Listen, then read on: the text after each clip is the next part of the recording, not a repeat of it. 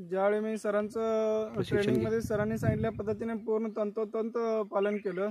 माझ्या डाळिंब शेतामध्ये मी तंतोतंत पालन केल्यामुळे म्हणजे क्वालिटी आणि सायझिंग, ग्लेजिंग आणि मालामध्ये भरपूर फरक जाणवला. म्हणजे गेल्या वर्षी माझं 40 टन निघाला होता, ह्या वर्षी 1000 झाडामध्ये 50 टनाची अपेक्षा आहे. 50 टनाची वर निघेल असं एवढा अपेक्षा आहे.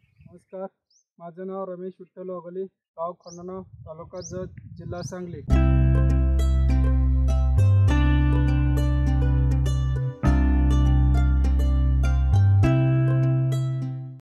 आमचं वडिलोपार्जित डाळिंब शेती आहे. 2007 साली लागण केलं, वडिलांनी लागण केलेलं आहे. मी शाळा शिकत वडिलांना डाळिंब शेतीमध्ये थोडंफार मदत करत होतो. त्याच्यानंतर मी 12वी झाल्यावर मी एक निर्धार केला, डाळिंब शेतीमध्ये एक चांगलं नाव कमावं. या हेतूने मी डाळिंब क्षेत्रामध्ये उतरलो.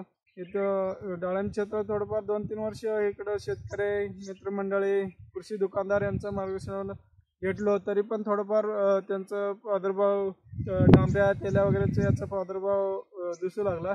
त्याच्यानंतर आम्ही मित्रमंडळीला चौकशी, एखादे चांगलं तज्ज्ञ डाळिंबामध्ये चांगला गुरु मिळाला, पण यासाठी मी जरा विचारपूस केलो. गोरे सरांचं असं सांगितलं, असं गोरे सर आहे, त्यांनी ट्रेनिंग वगैरे देतात. मग गोरे सरांचं कॉन्टॅक्ट नंबर वगैरे घेऊन सरांशी कॉन्टॅक्ट केलं. सरांनी असं सांगितलं, ट्रेनिंगचं असं ट्रेनिंग आहे, ट्रेनिंग करा. त्याच्यानंतर मी सप्टेंबर 2020 साली पहिली बॅच ट्रेनिंग केलं, मी ऑनलाईन क्लास केलं.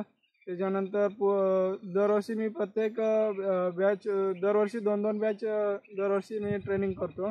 या ट्रेनिंगमध्ये मला एवढं शिकायला मिळालं की पाणी व्यवस्थापनमध्ये डबल लॅटरल, ऑप्सा कंडिशन याबद्दल माहिती मिळालं. त्याच्यानंतर अन्नद्रव्य व्यवस्थापनमध्ये कुठल्या स्टेजला कुठलं अन्नद्रव्य खालून ड्रिप वाट्या द्यायला पाहिजे, वरून पण अन्नद्रव्याचं कौसामॅक्स वगैरे बड बिल्डरचा स्प्रे कसं वरून द्यावं याचा मार्गदर्शन मिळालं. कीडमध्ये कुठल्या स्टेजमध्ये कुठलं औषध घ्यायचं याबद्दल सरांनी कीड आणि रोग व्यवस्थापनामध्ये यामध्ये सर्कोस्पोरा, अल्टरनेरिया किंवा तेल्या याबद्दल सविस्तर. तेल्यामध्ये हायड्रोजन पेरॉक्साईड संध्याकाळी 6 वाजता हायड्रोजन पेरॉक्साईड दिवस मावळ्या स्प्रे घ्यायचं. त्याच्यानंतर 1 दिवस सोडून दुसऱ्या दिवशी डिकोर घ्यायला सांगते. त्याच्यानंतर डिकोर घेऊन नंतर एखादे बॅक्टेरियानाशक आणि हे फंगिसाईड घ्यायला सांगतात. रोगबद्दल एवढं माहिती मिळालं. रोग, कीड आणि कॅनोपी आणि बहार मॅनेजमेंट या सविस्तर डाळिंबाचं पूर्ण सर्व माहिती मिळालं सरांचं ट्रेनिंगमुळे. ट्रेनिंगमुळे एवढं क्वालिटी आणि सायझिंग आपल्याला मिळालं. ज्यावेळी मी सरांचं ट्रेनिंगमध्ये सरांनी सांगितल्या पद्धतीने पूर्ण तंतोतंत पालन केलं.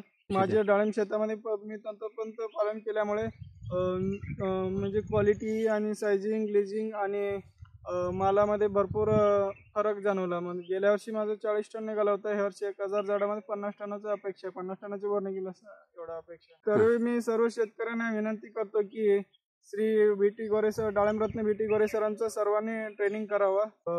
डाळिंब सरांचं ट्रेनिंग केल्यामुळे पूर्ण पाणी सगळं पूर्ण A to Z पाणी व्यवस्थापनापासून ते पूर्ण हार्वेस्टिंग पर्यंत त्यांच्या ट्रेनिंगमध्ये बहार व्यवस्थापन, अन्नद्रव्य व्यवस्थापन, तंतू सगळं पूर्ण माहिती मिळतो ट्रेनिंगमध्ये सरांना. तरी मी या इतर सर्व शेतकऱ्यांना या व्हिडिओच्या माध्यमातून विनंती करतो की सर्वांनी शेतकऱ्यांनी सरांचं मार्गदर्शन घ्या, तंतोतंत मार्गदर्शन घ्यावे. एक चांगल्या प्रकारे उत्पन्न घेऊन आपलं आर्थिक प्रगती होऊ शकतो. धन्यवाद.